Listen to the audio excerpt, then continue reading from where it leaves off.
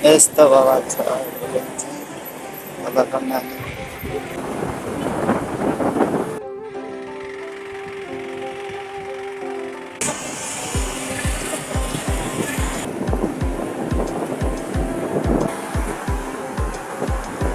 Hello guys, welcome back to my BRB blogs one. के छ तपाईँहरू सबैजना सन्चै हुनुहुन्छ होला? म नि सन्चै छु। आज चाहिँ म सुर्खेतदेखि कालीकोटसम्मको यात्रा गर्दैछु। कस्तो हुन्छ आजको यात्रा तपाईँहरूलाई म देखाउन गइरहेको छु। कस्तो लाग्छ मेरो ब्लग्सलाई हेरिदिनु होला। अहिले चाहिँ बिहानको 10 बजिसक्यो। अहिले चाहिँ सुर्खेतमा 10 बजेदेखि हिँड्दैछौँ। अनि यो चाहिँ पिपलको रुख, ऊ चाहिँ सानबाबु गाडीमा बसेको सानो बाबु, ऊ चाहिँ मेरै सिट नजिकै बसेको दाइको छोरा रहेछ। अनि ऊ बाबु चाहिँ मेरो काखमा आएर बस्यो। अनि मैले चाहिँ अनि बसालेर बाबुलाई आइ बनाउनेको भने एकचोटि त। अनि त्यसपछि त यो चाहिँ बर्डी चौर हेर्न सक्नुहुन्छ। अहिले चाहिँ हामी बर्डी चौर आइसक्यौँ। अहिले लगभग 10:30 भइसक्यो, हेर्न सक्नुहुन्छ। सुर्खेतदेखि माथिका सबै जिल्लाहरूमा आउनको लागि यही कर्णाली हाइवे हुँदै आउनुपर्छ। त्यसैले सबैलाई थाहा होला यो रोड कस्तो छ के छ भनेर। जुम्ला, हुम्ला, मुगु, डोल्पा सबैतिर जाने सबैजनालाई थाहा होला यो बाटो कति साँघुरो कति अप्ठ्यारो छ भनेर। हामी त कालीकोटको यात्रा गर्नेलाई सबैभन्दा धेरै चाहिँ दैलेख जिल्ला हिँड्नुपर्ने हुन्छ, जुन चाहिँ दैलेख जिल्लालाई चाहिँ कर्णाली राजमार्गले धेरै सिमाना जोडेको छ। त्यसैले दैलेख जिल्ला चाहिँ धेरै हिँड्नुपर्ने। मैले चाहिँ आफूले देखाउन सकेको सबै प्रयास गरेर देखाएको छु। कर्णाली राजमार्गको हालत सबैलाई तपाईँहरूलाई कस्तो लाग्छ हेरिदिनु होला गाइज। सकेसम्म सबैजनाले मलाई सपोर्ट गरिदिनु होला गाइज। म धेरै कर्णालीमा भएका हरेक दुःख पीडालाई देखाउने छु तपाईँहरूको माया ममताले। यो तल देखिएको दृश्य चाहिँ तल्लो डुङ्गेश्वर हेर्न सक्नुहुन्छ। हामी चाहिँ अब तल्लो डुङ्गेश्वर पुग्ने तर्खरमा छौँ।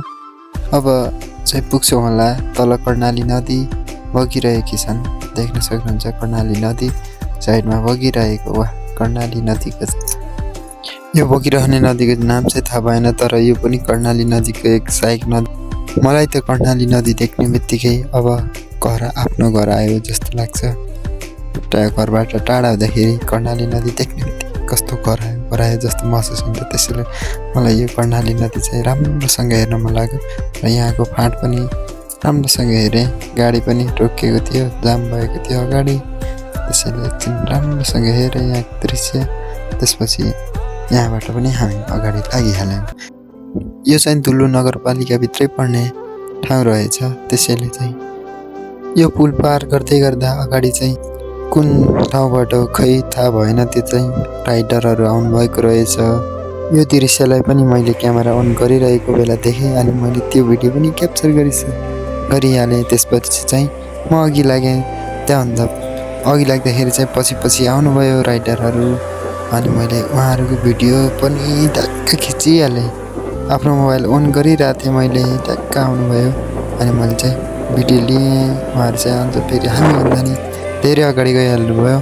उहाँहरूलाई भेट्ने इच्छा एकदम थियो। अब उहाँहरूलाई म ठ्याक्क चिन्न सकिनँ है को हुनुभयो भन्ने कुरा। अनि त्यो चाहिँ चिनेन, तर पनि केही छैन। कर्णाली प्रदेश घुम्नुपर्छ। कर्णाली प्रदेश एउटा साँच्चै प्राकृतिकमा धनी प्रदेश हो। त्यसैले यहाँका विभिन्न ठाउँहरू भ्रमण गर्न सबैलाई अनुरोध गर्छु। र उहाँ दाइ दिदीहरू जस्तै तपाईँहरू पनि आइदिनु होला कर्णाली प्रदेशमा घुम्नको लागि। धेरै ठाउँ छ कर्णाली प्रदेशका जुन हजुरहरूले कसैले सुन्नु भएको छैन होला, कसैले सुन्नु भएको छ होला।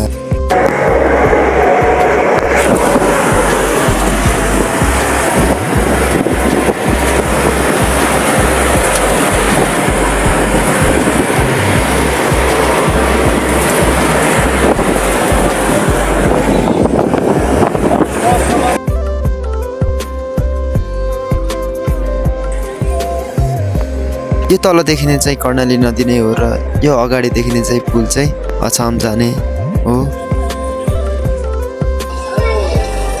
हामी चाहिँ अहिले राखन कर्णाली दैलेखमा आइसक्यौँ। यो चाहिँ राखन कर्णाली।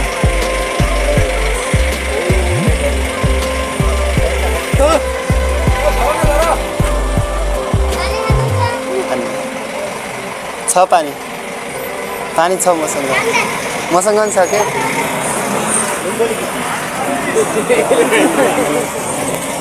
यो दैलेखको छ।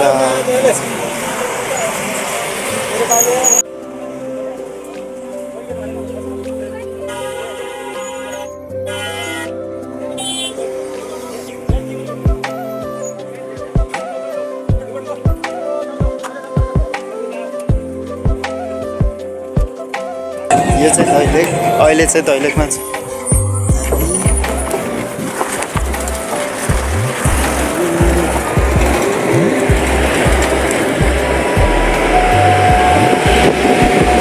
यो चाहिँ दैलेख अहिलेसम्म दैलेखमा छ।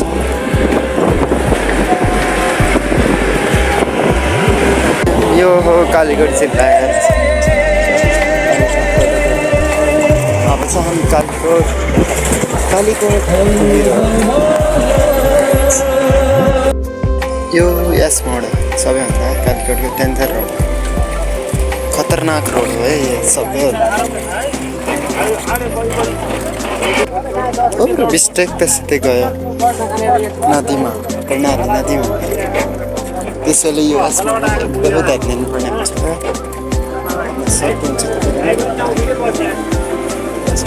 यो बाटोमा यति साँघुरो छ, फेरि मोड छ यता कति साँघुरो रहेछ। एउटा गाडी पनि ठाउँ छ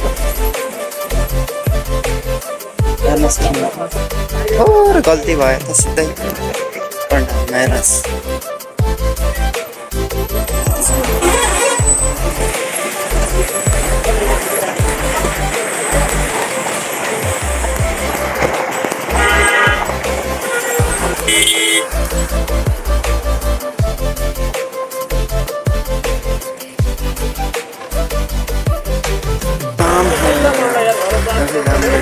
जुम्ला रोड र हुम्ला रोड यहाँबाट छिरिन्छ।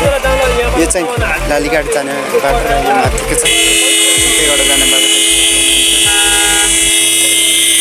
यो चाहिँ लालीगञ्ज, यहाँबाट चाहिँ लालीगञ्ज छ।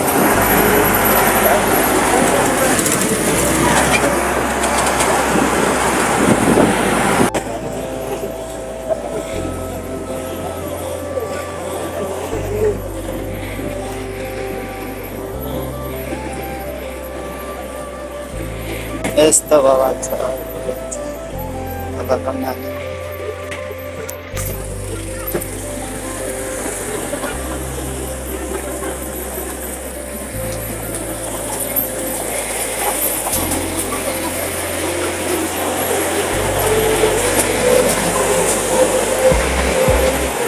यहाँ फिलहाल तो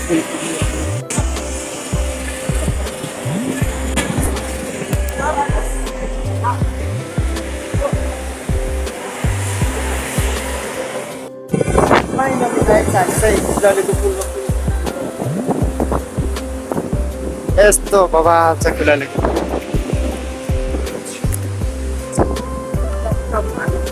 पुगिसक्यो यो तलको कर्णाली नदी। खुलालेको पुल एकदम छ कर्णाली नदी। कर्णाली एकदम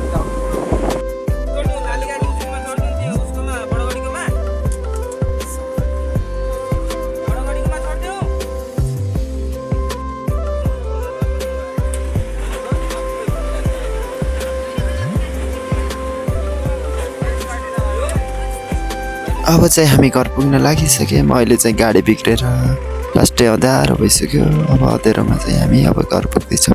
अँध्यारो भएर हामी चाहिँ राति 10 बजे पुग्यौँ घर। गाइज कस्तो लाग्यो आजको हाम्रो सुर्खेतदेखि कालीकोटसम्मको यात्रा। यस्तै भिडियोहरू धेरै हेर्नको लागि चाहिँ मलाई सपोर्ट गरिदिनु होला। यो चाहिँ नानी हामीसँगै आएको नानी र हामी धेरै अँध्यारो भएपछि घर पुग्यौँ। कस्तो लाग्छ गाइज मेरो पलहरू तपाईँहरूले कमेन्ट गरिदिनु होला। धन्यवाद।